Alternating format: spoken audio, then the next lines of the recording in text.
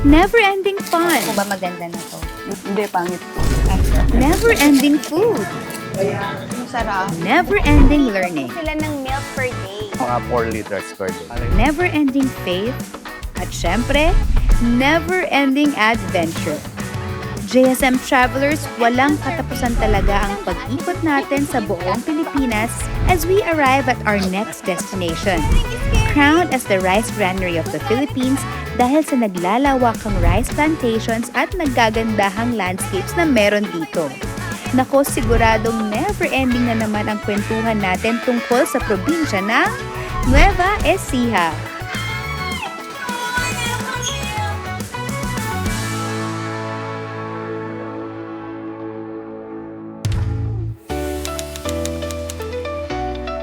Hello, JSM Travelers! Nako, naniniwala ba kayo sa kasabihan na life is a never-ending process of growing and learning?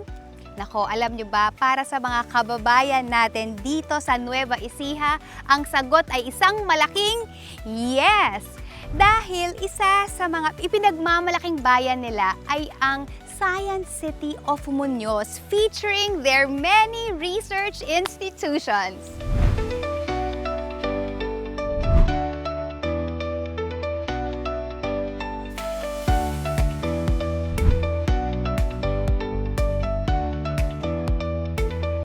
Presenting po ba? Doc Jill Illustrator. Nandito tayo ngayon sa Philippine Carabao Center at CLSU kung saan nakafocus sila sa propagation, promotion, and conservation ng ating Philippine Carabaos. Oh my God! Nagutom ba yan? Nakakailang litro po sila ng milk per day? More or less Opo. mga 4 liters per day. Wow, ang dami po nun. Ate, bakit? Sumago. Uy, susindi. Share lang tayo dito naman. Para meron... Ay! Sharing is caring! Galit siya. Gutom na gutom ba yan? Hindi yan, dede. Tenga niya yan. Bihira. Baby naman. Ganito po yung pag-train ng sa timba. Daliri, nilulubog sa...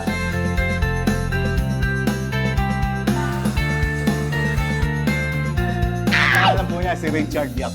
Hand milking po yan. Yung mga unang panahon Hindi po po. kasi na nasasaktan. Hindi po. Bumabalik po. Ayaw Bumabalik. po. Karoon po. Wala. Ako mga nasaktan pa siya. Ay! Ay, meron kang milk. Thank you. JSM Travel and Tours!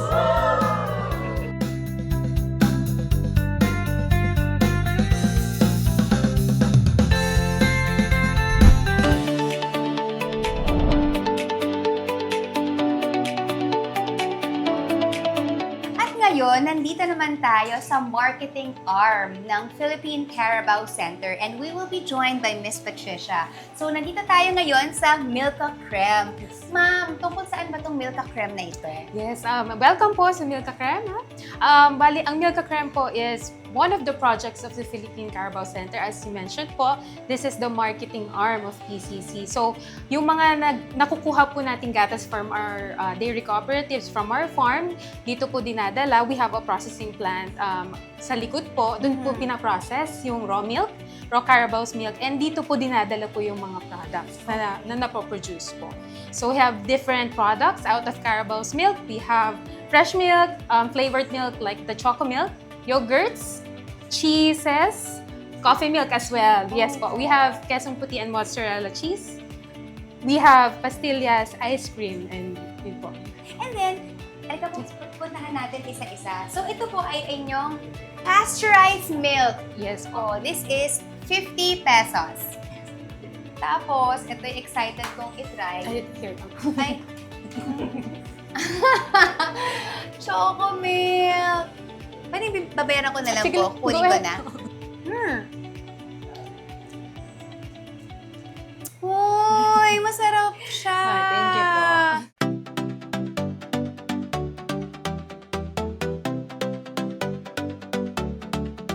Wait, Naintriga ako, sorry.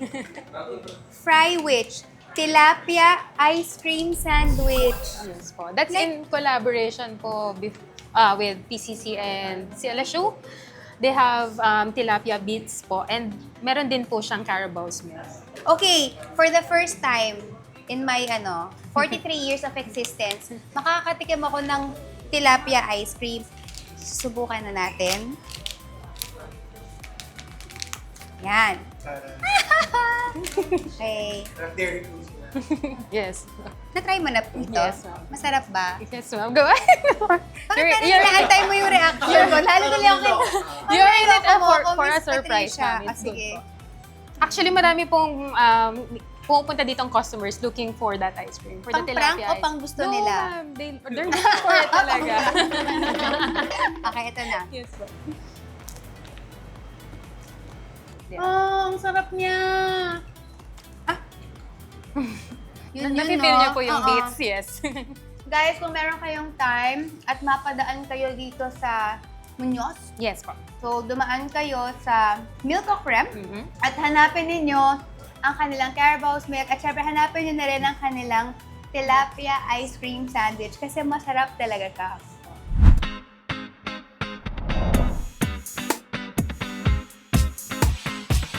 Grabe. So nakita nyo naman kanina, di ba, napakalaki ng kanilang palayan. At ito ay nagsisilbing parang experiment field para sa ating mga rice. Pero bukod doon, meron din tayong mga rice-based food product. Let me start po. Ito po yung ating mga example ng mga rice-based food products. So meron po tayo ditong Nutri-Rice Milk. Made po siya from buffalo's milk with germinated brown rice. Okay. And then meron din po tayo ditong yogurt na enrich po siya with fermented rice bran. And then may mga brown rice po tayo. Ano po ba ito? Ito po ay starter culture na ginagamit sa pag-ferment ng ating rice Ano wine. po ang laman ng inyong starter culture po? Meron po yung mixture ng molds and yeast na as a starter culture po. Okay. So, niluluto po natin yung malagkit. Ito po yung malagkit. So glutinous, Yes no? po, glutinous rice. Tapos pasasamahin po sila. Yes po. Pag malamig na po, lalagyan po natin ng starter culture and then Okay. ipe-ferment. After fermentation, i-harvest po and pasteurize. And then, i-filter po and pasteurize again. Ito na po ating end product. Gaano po katagal yung fermentation process po ng ating rice? It takes 2 weeks po sa ganito 2 na jar. weeks. Okay. So ngayon, the moment of truth. Magkakaroon tayo ng taste test. Okay, ito na. Cheers! po. Okay, ito na. JSM Travelers, tatagay na tayo.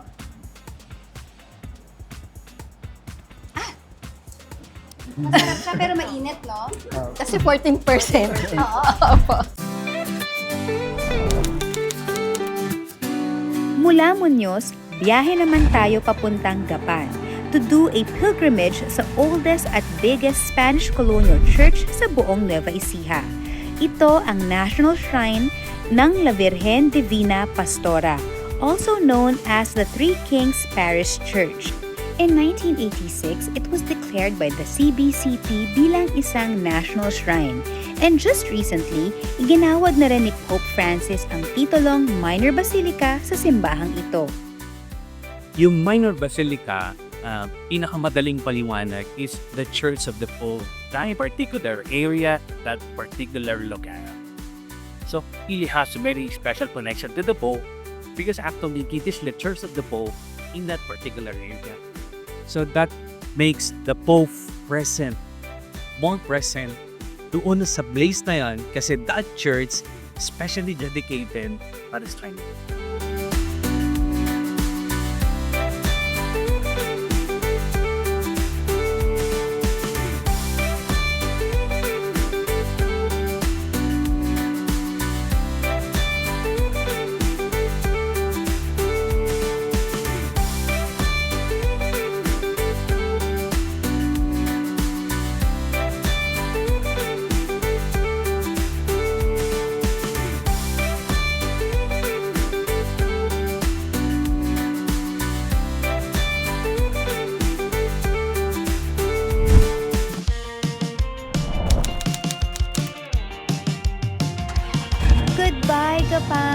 And this time, mag-hello-hello naman tayo sa Cabanatuan para sa ultimate favorite ng JSM Travelers, ang never-ending food experience. At para matikman at malasap natin ang authentic na pagkain ng mga Novo Ecijano, sama-sama nating pasukin ang Vicentico, isang Spanish-era house that was transformed into a Filipino heritage restaurant, serving the best of Nueva Ecija. Oh my guloy. Chicharon bulaklak. Yes. Crispy pata, and then Lechon kawali. At and ito po ay adobong hipon sa alige. Ito po yung... May talong naman daw. Sandali, nagdala ba kayo ng mga losartan na joke lang? Ito ma'am is yung aming tortang cabanatueño. Ang stuffing po niya is the longganisa. Oh, That's what we are okay. serving here po. Tortang Cabanatueño. Cabanatueño. At ito naman And this po, is our gulaman at sago, one of our best sellers din po na drinks. bilang dessert po ba to? Or Hindi kinakain? ma'am, hindi pa siya ang dessert. Oh, talaga ba? Drinks oh pa my lang po. gosh. Kailangan na nating subukan. Miss Tia, hahatulan ko na ang putok-batok set mo. Simulan natin with this one. Whoops. Ito ay hipon Sa alige. na mayroong alige. Crab fat yaan. Gosh. Pero, kapo ko na itong sausaw. Ay, sige. Yan. So, lalagyan natin ngayon ng suka ang ating hipon. Ang sarap ng alige. Tsaka ang sarap ng hipon. Thank you, ma'am.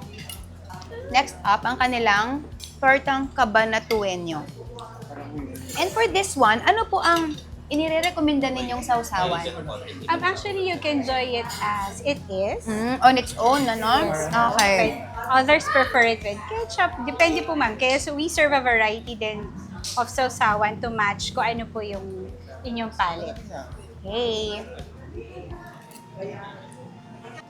Ang sarap. Salamat po. Ma'am, tiko, di mo gilaman at saga natin. Masarap din po siya. Ma'am, rice. So, yan, magra-rice na ako. So, ngayon, JSM Travelers, kakain muna ako. Magkita-kita na lang ulit tayo mamaya. Bye!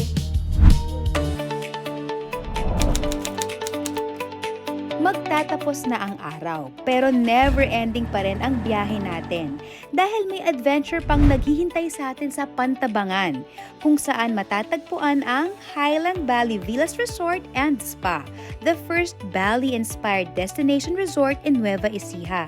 Perfect para sa mga naghahanap ng luxury experience kahit nasa probinsya ka pa. Hi, welcome to Highland Valley for welcome to Spa.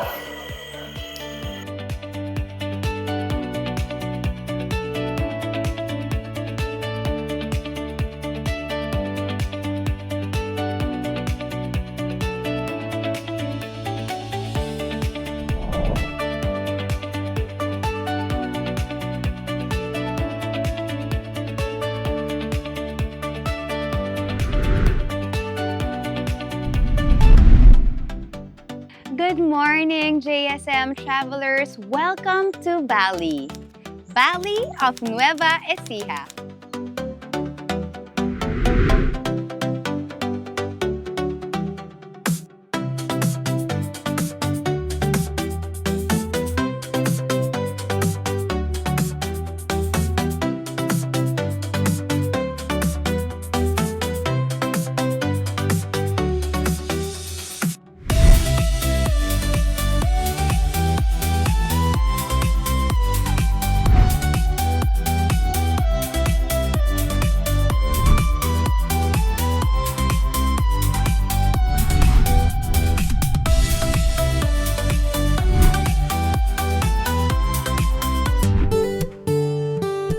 To start off our day, pina-experience sa atin ng Highland Valley ang kanilang dining by the lake option.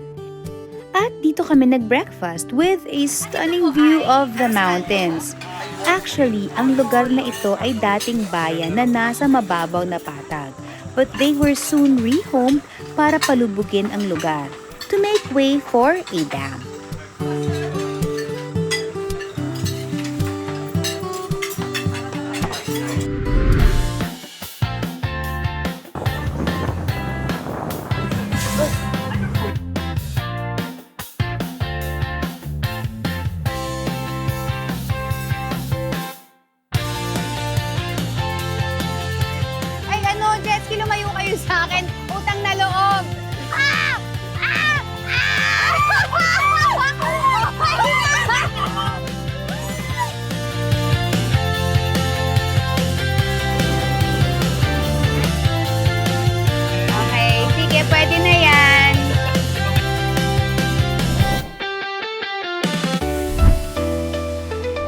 Dito sa Pantabangan, pwede nyo ring dayuhin ang dalawa pang Nueva Ecija adventure spots.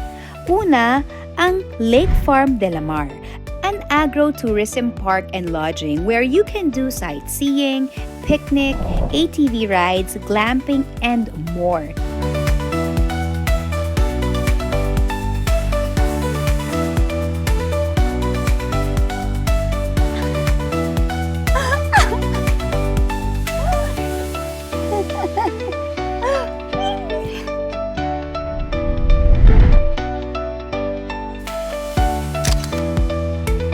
Ipinatikim din nila tayo ng iba't ibang luto sa isda fresh from the lake. Sisimulan natin sa kanilang winning dish. Nung nagkaroon ng contest, ito ang tilapia with lemon zest. Ang sarap nung lemon sauce na nilagay natin. Perfect yung pagka-cross niya. And then also, I think what makes it special is the tilapia meat. It's not like yung ibang tilapia meat na na-try ko before na may parang lasang lupa or gilik yung tawag nila. Pero nalalasahan mo yung pagka-fresh ng tilapia. Parang ang linis-linis niya. Ang next naman natin ay itong kanilang crusted na tilapia with bagoong sticks.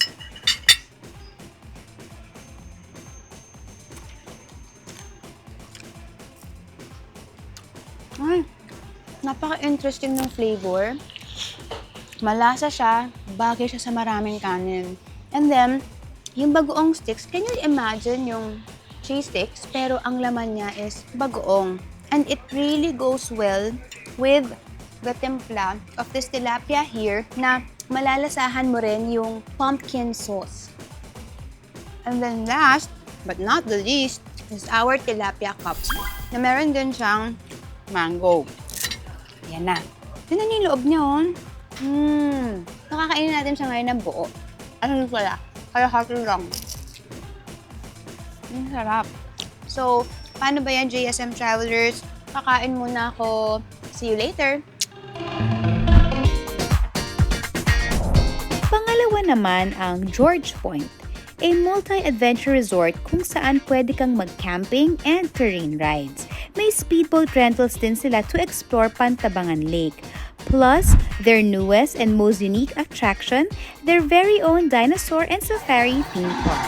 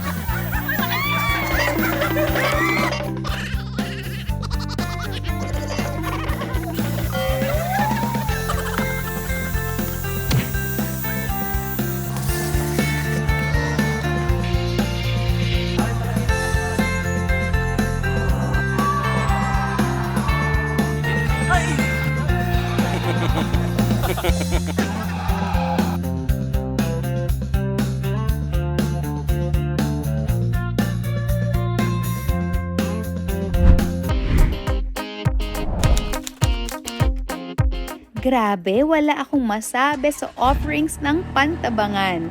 But the fun doesn't stop here dahil never-ending pa ang tuwa as we visit our final stop here in Nueva Ecija, ang bayan ng Quiapo.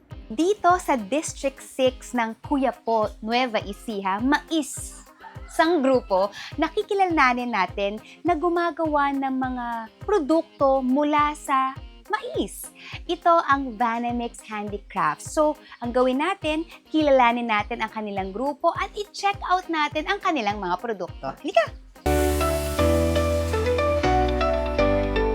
At ngayon, makakasama natin si Miss Evangeline, ang owner ng Vanamix Handicrafts. Hello, ma'am. Magandang araw po sa inyo. Magandang araw din po sa inyo. Paano po ba nagsimula itong corn husk business niyo po, ma'am? Noong 2016 po, bagong halal ang aming mayor, nagba-training siya ng corn husk flour making.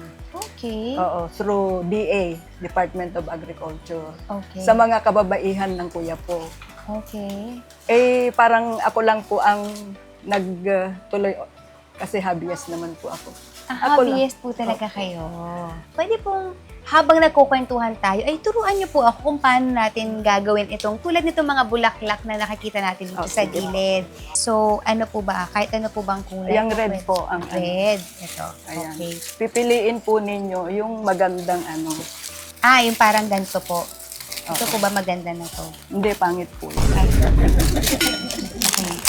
Ay, Ay, ito. Binigyan Ayan, ako ni akin na. nanay. Ayan. So, naglalagay. Tapos po, okay.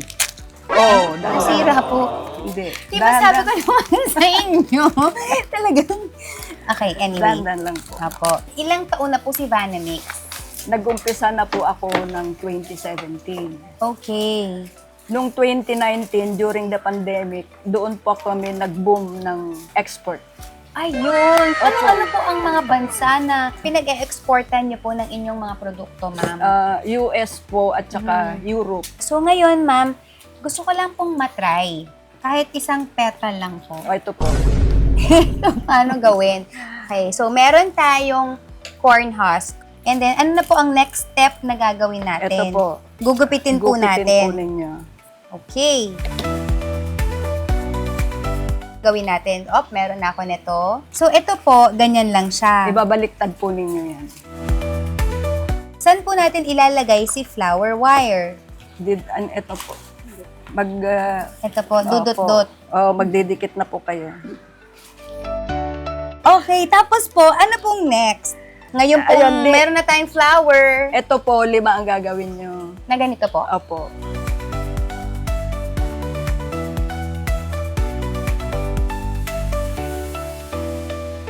Okay, eto na.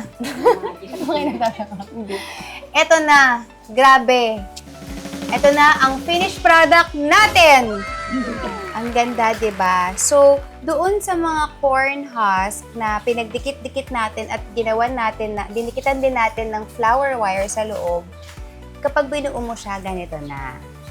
Miss Evangeline at ating mga nanay, maraming salamat po sa inyong oras. At kami po dito sa The JSM Channel, sa JSM Travel and Tours, bilang pagpapakita po ng aming appreciation po sa ginagawa po ninyo, ma'am. Opo. Meron po kami dito na mga floral tape po para po sa inyo. And of course po, color dye para po sa inyong Thank you po.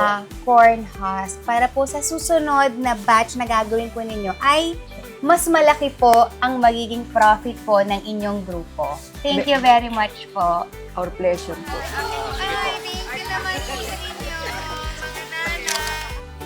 JSM Travelers, ano ang pinaka nagustuhan ninyo? Never-ending learning, faith, food, adventure, o fun? Ako, never-ending pa sana ang trip natin sa Nueva Ecija dahil ang dami palang pwedeng makita at gawin dito. Non-stop ang mga ganap, so just go! Something exciting always awaits.